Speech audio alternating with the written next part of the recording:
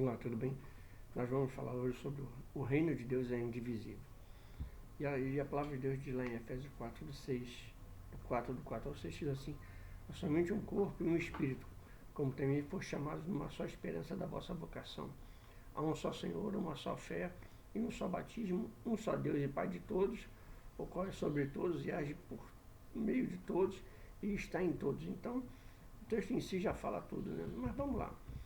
A doutrina para descrever a igreja usa a palavra corpo. E Deus não admite nenhuma divisão no seu corpo. Este vocábulo é empregado como metáfora do corpo humano.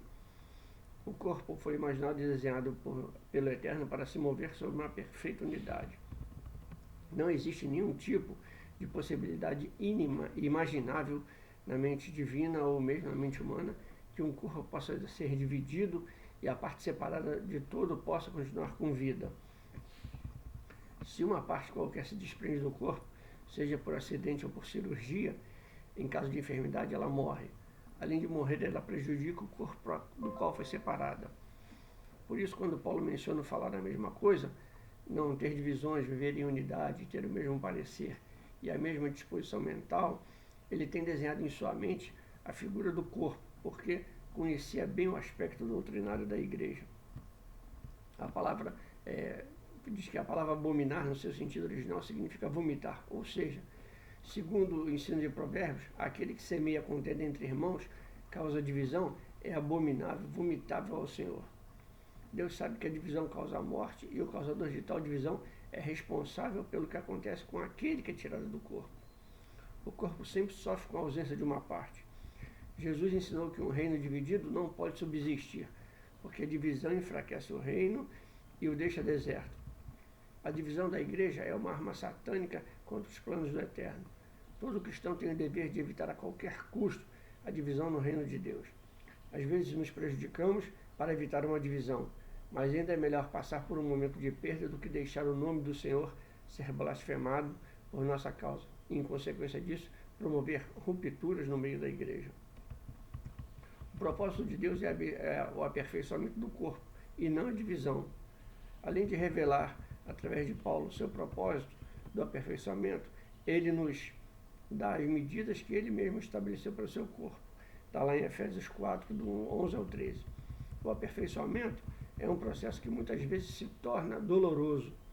Não é nada fácil estabelecer numa comunidade um procedimento de adaptação permanente e perfeito.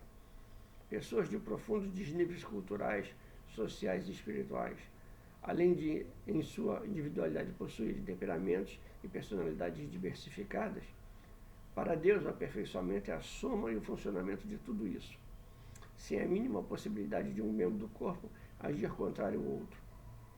Não havendo sincronismo, o corpo não se movimenta, o prejuízo é total e não há aumento do corpo.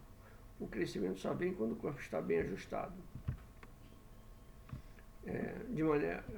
Lá em 1 Coríntios 12, fala assim: de maneira que se um membro sofre, todos sofrem com ele. E se um membro é honrado, com ele todos se regozijam. Ora, vós sois corpo de Cristo, individualmente membros desse corpo. Então, você entender o que está falando, entenda agora por que Deus não pode aceitar em nenhuma hipótese, divisão no seu corpo. Primeiro, a divisão impede o aperfeiçoamento. A imperfeição impede o serviço. A ausência ou distorção de serviço impede a edificação do corpo. Sem edificação nunca se chega à unidade da fé. Sem a unidade da fé não se chega ao pleno conhecimento de Deus. Sem o conhecimento de Deus não se chega à perfeita varonilidade. E sem nenhuma varonilidade nunca chegaremos à medida da estatura de Cristo. E se essas coisas não ocorrerem conforme a vontade divina, continuaremos, como explica a sequência do texto, sendo infantis na vida espiritual. Nosso comportamento será o de crianças agitadas, mimadas, levadas de um lado para o outro e levadas ao redor por todo o vento de doutrina, pela malícia dos homens que astuciamente nos induzem ao erro.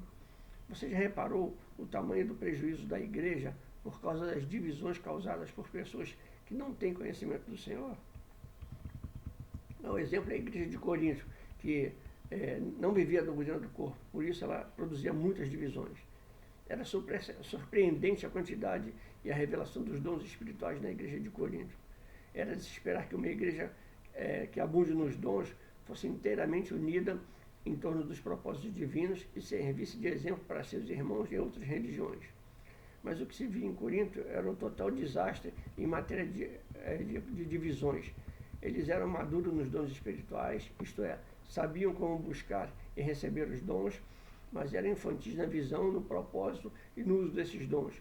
Haviam muitos absurdos na igreja de Corinto. Está parecendo a igreja de hoje. Os ciúmes e as brigas provocavam essas divisões. Cada um queria ser mais importante ou aparecer mais do que o outro. Isso gerava confusão e divisão. Paulo frequentemente os chamava de carnais. Eles eram infantis e carnais, porque não tinham discernimento para compreender as coisas do Espírito. E por causa disso, Paulo não podia dar ensino mais profundo e maduro, em consequência da carnalidade. Uma igreja carnal não se aprofunda nas coisas do Espírito, é uma igreja infantil. A má atitude dos irmãos de Corinto estava destruindo o corpo de Cristo. Nós somos chamados para edificar o corpo e não para destruí-lo com nossas insensatas atitudes.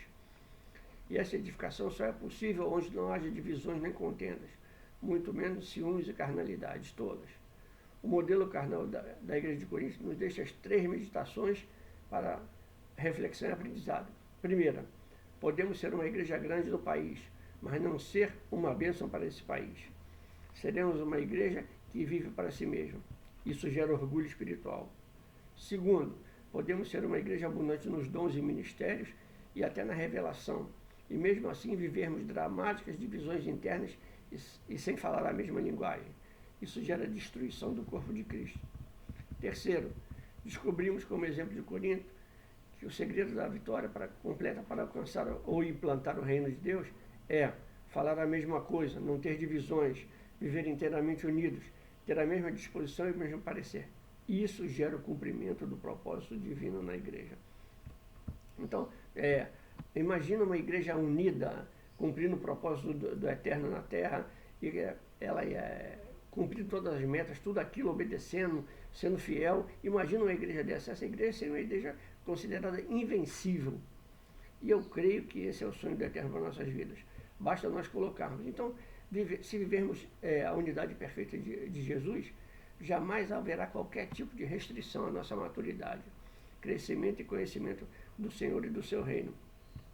Para isso, nós temos que andar unidos, falar a mesma linguagem, andar no mesmo sentido, viver, não haver divisões, estar inteiramente unidos, ter o mesmo parecer, falar a mesma coisa. E isso é muito importante. O que a gente fala tem que ser uma coisa só. Nós não podemos ser 2 caras, falar uma coisa num lugar e no outro lugar falar outra. Nós não podemos, as pessoas não temos, como o Senhor não há sombra de variação.